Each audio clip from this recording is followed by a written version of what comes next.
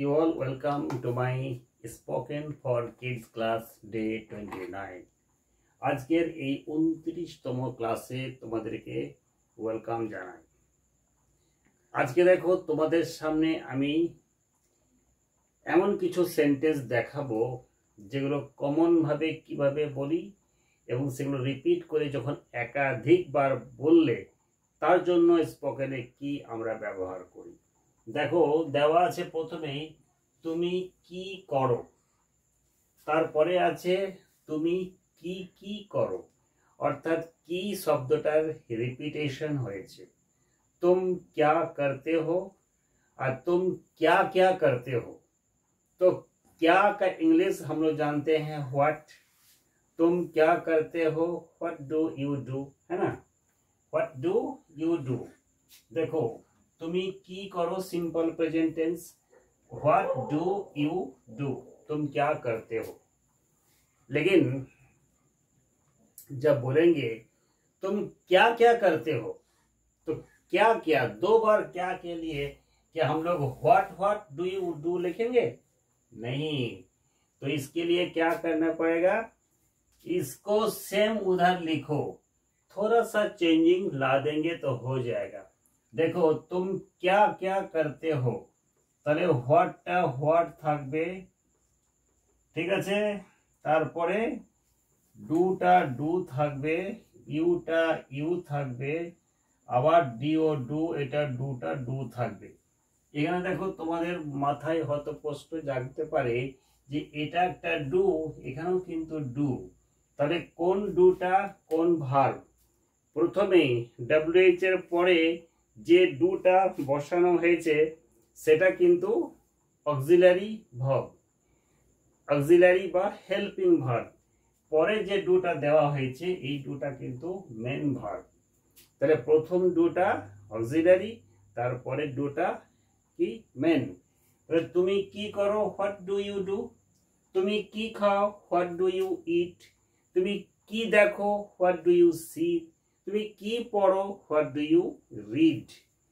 তুমি কি পড়ো, তুমি কি খাও, তুমি কি দেখো, তুমি কি শোনো। তখন কি করে লিখবে, তখন লেখার জন্য এই যে হোয়াট ডু ইউ ডু মানে এই সেন্টেন্সটা এদিকে তোলা আছে, তাহলে এই যে কি এই দুবার কি থাকার জন্য কি লিখবে, এখানে একটা অল বসিয়ে দাও, বুঝেছে। What all do you do, এইটাতেই হয়ে গেল তুমি কি করো। বুঝা গেছে? हाँ, आशा करता हूं समझ में आ गया है। नंबर 2 क्या लिखा है, তুমি কোথায় যাও, এটাও सिंपल प्रेजेंट टेंस। तुम कहाँ जाते हो, तुम कहाँ जाते हो, तो क्या लिख के रखे हैं, where do you go। এখানে গোটা মেন ভার্ব, এই দুটা কিন্তু অক্সিলারি ভার্ব বা helping verb. where do you go তুমি কোথায় যাও, বা तुम कहाँ जाते हो। तुम कहाँ कहाँ जाते हो, तब क्या होगा, इसको सेम जैसा है वैसा ही लिखेंगे।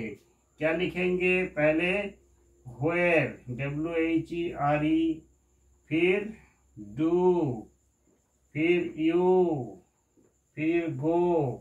देखो सेम लिखे हैं, तो बीच में जहां फंका रखा गया है यहाँ बैठेगा all। तो where all do you go मतलब हो गया आप कहाँ कहाँ जाते हैं, तुम्हें कोथाय कोथाय जाओ। क्लियर। 3 নম্বর, সে কবে আসে। সে থার্ড পারসন, তার এখানে কিন্তু ডুয়ে কাজ হবে না, এখানে কি করতে হবে, ডাজ লাগাতে হবে। তাই দেখো লিখে রেখেছি when does he come। এই কামটা মেন ভার্ব, ডাজটা হচ্ছে হেল্পিং ভার্ব বা অক্সিলারি ভার্ব। সে কবে আসে, when does he come। when মানে কবে বা কখন, does auxiliary, he subject, come main verb. when does he come সে কবে আসে। যদি প্রশ্ন করা হয় সে কবে কবে আসে, আমরা অনেক সময় বলি না এটা তবু কবে কবে আসেন, বা ও কবে কবে পড়তে যাই, এই যে কবে কবে, তাহলে কবে কবে দুবার কবের জন্য কি লিখবো, শুধুমাত্র অল বসিয়ে দেবো কোথায়, এই WH এর পরে। when all, তারপরে বসে যাবে does, when all does he come, clear? next number 4, কে এলো, कौन आया, তাহলে কে এলো, হু কেম, দেখো হু কেম কে এলো, যদি বলি কে কে এলো তাহলে হু অল কেম, তাহলে কি হবে WHO হু, তারপরে ALL অল, তারপরে হয়ে যাবে CAME কেম।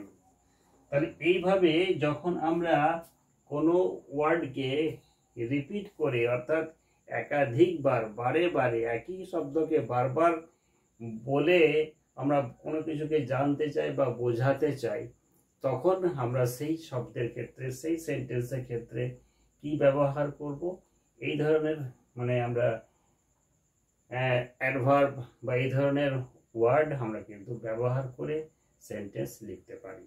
তাহলে আশা করি এই ধরনের সেন্টেন্স তোমাদের লিখতে আর কোনো কষ্ট হবে না বা অসুবিধা হবে না। যদি এই ধরনের ভিডিও আরও তোমাদের প্রয়োজন মনে হয় তাহলে অবশ্যই তোমরা কমেন্ট বক্সে গিয়ে কমেন্ট করবে, লিখবে।